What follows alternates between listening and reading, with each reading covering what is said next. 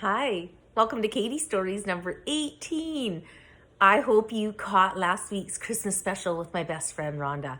We had so much fun, and it's funny with friends, but I felt so natural with her, so a lot of the laughter, her giggle's contagious. And I figured I owe you a couple Christmas stories because we got talking about the old days. My dad trying to dial a rotary phone. Like, if you haven't seen it, check it out. It's really funny. The driving lessons. Oh, God.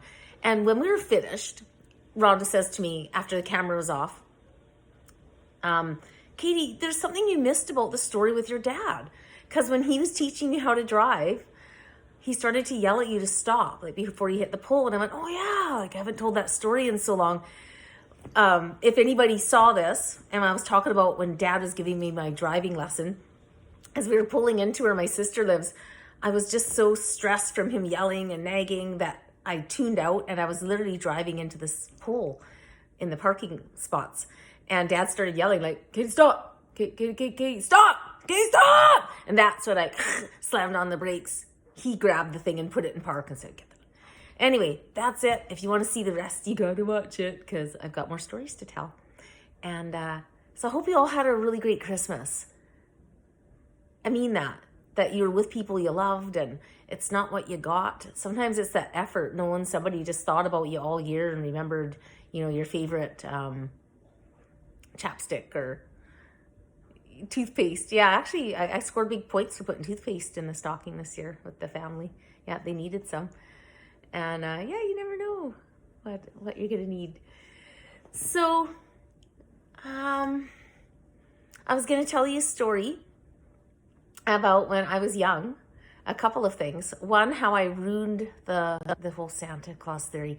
So I'm gonna stop you right now. If you're like under 12 and you believe in Santa, you should, because you believe in all good things will happen. But walk away now. Walk away. This is for the grown-ups and the older kids. Okay, go. Okay. So it was just creeping up to my 8th birthday. My mom threw me a surprise party. It was so cool. I'd never had a birthday party because by the time I was 4, Mom went all mentally ill and funny. And she'd make a cake. Like, always my birthday was acknowledged presents and the family dinner. But when I was turning 8, I walked in the house on my birthday, and she'd sent me to the store or something lame. And when I came home, I walked in kind of grumpy, like, "Oh, is the Sears order box not here yet?" Because we were all waiting. We knew that's how Mom was ordering most of our gifts. And I heard surprise, and all my friends were there. Yeah, it was great. That was really the one and only birthday party I ever had. That, where my mom invited like all my friends and decorated and things. So that stood out, very special. And the next day, I think on the 23rd of December, the big Sears order box came. And by the grace of God, Mom and Dad were out of the house for a minute or doing something long enough that Fred and I were able to snoop. And we opened the box and started digging in there and looking at the stuff on top. So when I got to the top, I pull out "Don't cook your goose." And I really wanted that for Christmas. Do you remember that? "Don't cook your goose." It was like a fishing line, and you had to put it in the thing and pull it out before it cooked. So when I saw that, I was like, oh, cool, that's right on. And then Christmas morning comes, and I pull out, it says "To Katie from Santa," and then I unwrap it, and it's "Don't cook your goose," and I was like, oh, it's true. It is Mom and Dad. Oh, and I'm bummed. If I didn't snoop, well, then I wouldn't know that. So, lesson learned, right? And I remember the next Christmas in grade 4, I don't know the specifics. I just know that we must have been having a tough time financially, because I remember it being on record one of the hardest Christmases. Like, there was hardly anything under the tree. I remember getting 3 gifts, and none of them were significant. In fact, one was from my sister. I was 9, and it was a macrame plant hanger, because every 9-year-old needs one of those. Not being ungrateful, I'm just remembering in my little Katie 9-year-old head. And so I remember when school came back on, in January, and we all were out in the kind of behind the portable. Grade 4, I was in a portable with my friends in Mrs. Lust's class. Yeah, we never made jokes about that name.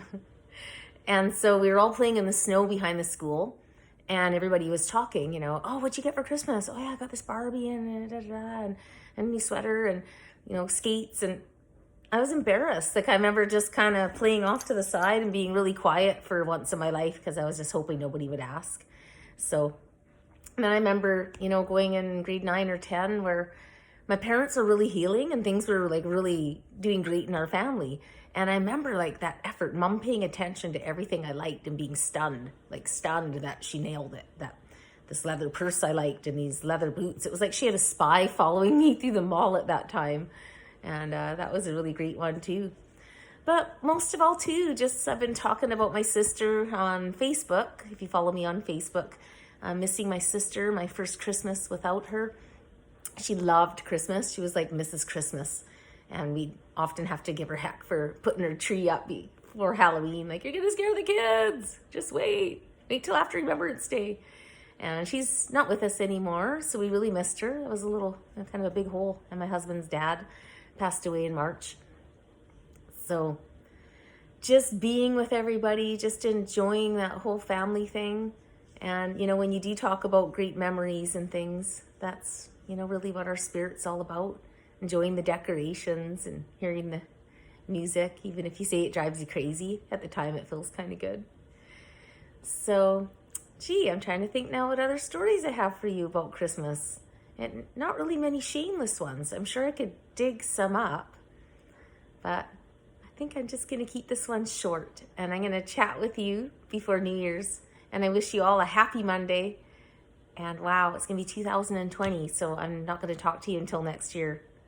So happy, floaty, in-between Christmas, New Year's Day days. Aren't they great? I only know it's Monday because I had to do my Katie story. And I work tomorrow. So there you go. If you didn't know what day it is, you know now. Bye. Merry everything. Happy ho-ho everything. Bye.